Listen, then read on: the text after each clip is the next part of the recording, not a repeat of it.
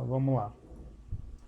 Então, pessoal, voltando aqui, né? Então, assim, para a gente tirar uma redação nota 1000 no Enem, a gente tem que obedecer essas 5 competências, certo? Então, a gente tem a competência 1, ortografia. Competência 2, abordagem completa do tema. Competência 3, argumentação. Competência 4, os elos coesivos. Então, são as palavras que vão interligar os parágrafos. E a gente tem a competência 5, que é a proposta de intervenção, certo? Que ela obedece 5 elementos, que depois eu vou comentar mais à frente. Então vamos lá para o próximo slide. Então, como é que eu faço para tirar nota 1000, né? Então a gente vai começar pelos aspectos mais fáceis, certo? Então, por exemplo, na prova do Enem, o título ele é uma figura opcional, certo? E você não precisa pular uma linha, certo? Aqui eu botei pule uma linha, no caso, para a nossa redação da escola. Mas na redação do Enem você pode começar na linha seguinte, certo? O título é opcional. Tem muitos alunos que não preferem colocar o título porque eles consideram que estão perdendo uma linha, certo? Então eles já começam já na primeira linha, já com o texto dele, no primeiro parágrafo. Até mesmo porque o título ele não conta como pontuação. Então tem aluno que prefere não perder essa linha para poder colocar mais informação no texto, certo? Segundo tópico, faça o recuo da margem no início dos parágrafos. Isso aqui é muito comum a gente ver nas redações dos alunos, que tem alunos que não obedecem o recuo da margem, certo? Normalmente, a gente coloca 2 dedos da margem, né, que daria mais ou menos 3 centímetros, em relação ao início da folha, e não da margem pretinha lá da linha, certo? Então, do início da folha. Então, seriam 3 centímetros. Então, normalmente você coloca 2 dedos, certo? Na redação do Enem eles não ligam, não se importam com o tamanho, contanto que tem a margem, certo? Então, normalmente de 1 a 2 dedos, né, é o que eu costumo ver nas correções, né? Mas você não é penalizado se você colocar só 1 dedo de espaçamento, né? Mas normalmente o pessoal coloca 2, certo? Bom, em relação à letra maiúscula no início das frases, então a gente tem que colocar, né? Tem aluno que não faz a diferenciação das letras quando é letra garrafal, né? A letra de forma, então é importante se ater a esse detalhe.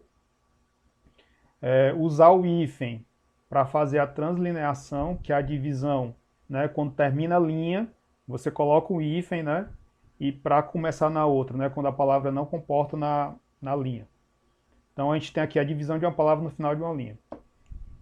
Inserir o ponto final no término das frases e hoje, né, a gente recomenda sempre você usar a citação nos textos, né, principalmente na prova do Enem, ok?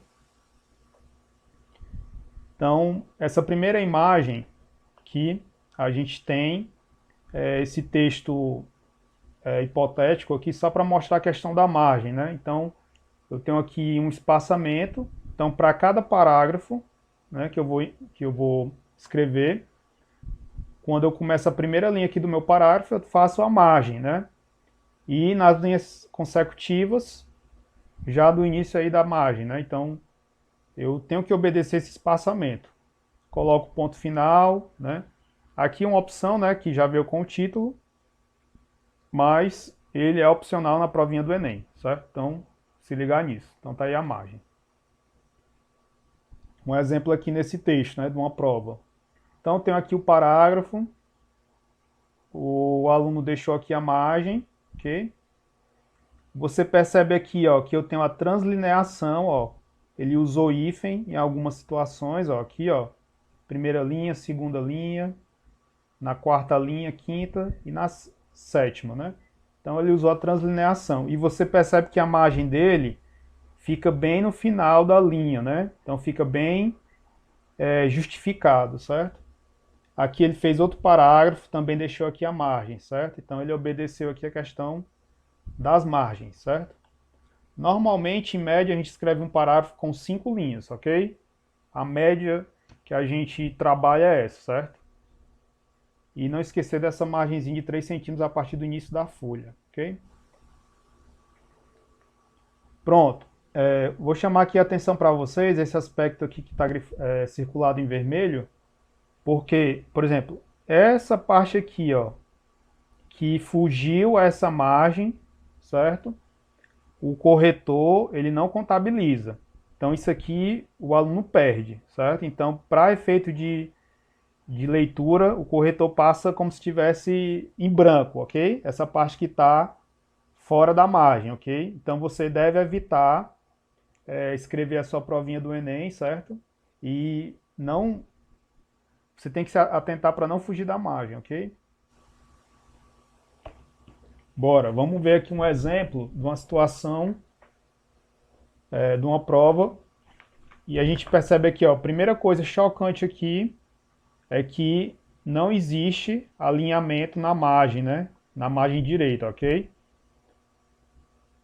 E o outro erro aqui, ó, ele não fez o início dos parágrafos, né? A margem. Então a gente já percebe dois erros aqui de cara, ok?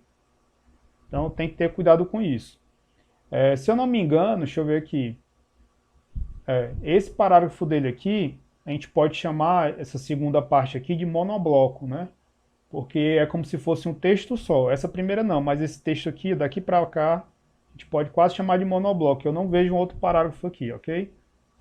Então, talvez seja assim, seguir o caminho, né? Enfim.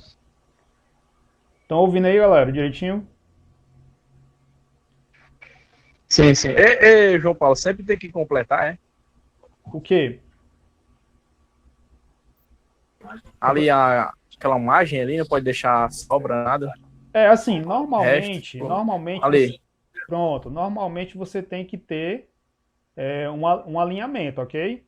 Claro que vão ter palavras que talvez não cheguem, mas se tu ficar, por exemplo, deixar uma linha é uma coisa, agora tu deixar a maioria, né, desse caso aqui, ó, como está acontecendo, é errado. Assim, alguns alunos fazem isso porque eles não querem colocar uma nova palavra aqui, porque eles não sabem fazer a translineação, que é a divisão com o hífen, né? Ele talvez não saiba separar, fazer separação silábica, e aí ele, com medo, deixa esse espaçamento aí. Espera aí que tem um aluno querendo entrar aqui. Só um segundo. Deixa eu ver se alguém tem perguntando aqui no chat. Tem muito barulho, certo? Ok. Porque tem uma galera querendo entrar aqui, ok? Então vamos lá. Continuando. Eita, a galera tá atrasada aqui. Vou ver aqui. Então vamos lá, galera. Voltando aqui. Qualquer pergunta, vocês podem abrir o canal aí, ativar o som que eu respondo aqui, certo? Então vamos lá. Então, tem aluno que ele, por não saber a separação silábica, deixa a margem aqui aberta, né? E aí comete um erro, ok? Outra coisa, né? Nesse texto aqui, a gente já percebe que ele não deixou a margem, de novo aqui na redação. E bem aqui tem assim, ó, digo. Essa expressão, ela é usada na oralidade, ou seja, na fala. Então, assim, frases que marcam a questão da oralidade, digo, né, essas expressões que vão marcando a oralidade, você tem que evitar no seu texto. Na fala, você está liberado, mas na escrita você tem que ter essa cautela, até mesmo porque na escrita você tem que pensar. Então, quando você pensa, você vai organizar suas ideias e vai tirar o que é ruim, ok? E aqui a gente também percebe nessa redação que ele não fez a diferenciação entre a maiúscula e a minúscula, ok? Então, está usando letra garrafal, mas eu não consigo distinguir aqui qual é a minúscula e qual é a maiúscula, ok? Então, tem que ter essa atenção no texto. João Paulo, Oi. repete esse negócio do digo, eu não entendi. Pronto. O digo é em relação à oralidade. O que é oralidade? É em relação à fala. Então, por exemplo, você tem o costume de falar, né, com a sua família, com seus amigos, e aí você às vezes pega uma expressão e você usa no texto. Então ele colocou assim, ó, como a violação às regras, né? Ultrapassando momentos difíceis, digo, né? Assim, você não precisa colocar essa expressão digo, Porque você já está escrevendo e essa aí é informal, é algo informal. Não é do texto mesmo. É uma expressão informal. Ok? Você tem que evitar. Bom, Ah, entendi. pronto, continuando aqui, ó. Ó, nesse texto aqui a gente percebe que a margem tá bem curtinha, mas existe uma margem, ok? Então, assim, no Enem, eu que já fui, né, corretor, não existe uma penalidade para o tamanho da margem. Ela tem que existir, mas o tamanho eu não tenho uma regra específica, contanto que ela exista, ok? E a translineação, para quem chegou agora, tá aqui no caso, ó, ilegalmente. Aí, ó, 500 haitianos imigraram ilegalmente. Aí ele fez a separação, colocou o hífen e colocou o restante da palavra aqui na outra linha, ok? Tem muito aluno que me pergunta assim, professor, eu posso colocar o hífen debaixo da linha, certo? Que às vezes ele escreve a palavra e não coube na linha colocar o hífen, ele coloca embaixo, ok? A norma padrão diz que o hífen é na linha, certo? Então, assim, eu já vi algumas redações que o aluno colocou embaixo e na prova do Enem eles não penalizam por isso. Contanto que eu veja que tenha o hífen, certo? Tem que ter o hífen. Mas o padrão é esse que está aqui no texto. É dentro da linha e não embaixo, ok? É dentro da linha.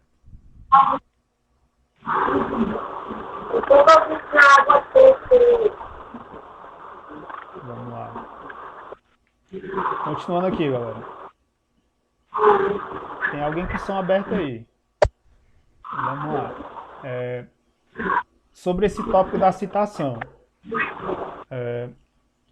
Para eu conseguir tirar uma nota 1000, hoje em dia no Enem... Pronto, desligaram aí. Valeu. Obrigado. Para eu conseguir tirar uma nota 1000, assim, no Enem, o que eu vou ter que, no mínimo, ter, né? Para eu conseguir ter citação. Então, nesse texto aqui, ó, eu tenho o título Orgulho Machadiano, e o aluno começou com esse título, com essa citação, ó, Brás Cubas, o defunto autor de Machado de Assis, diz em suas memórias póstumas que não teve filhos e não transmitiu a nenhuma criatura o legado de nossa miséria. Talvez hoje ele percebesse acertar a sua decisão. Então, assim, eu não vou ler o parágrafo, mas só para apresentar aqui, nessas duas primeiras linhas, ele mencionou uma obra do Machado de Assis, certo? E deixa eu ver se eu estou com ela aqui.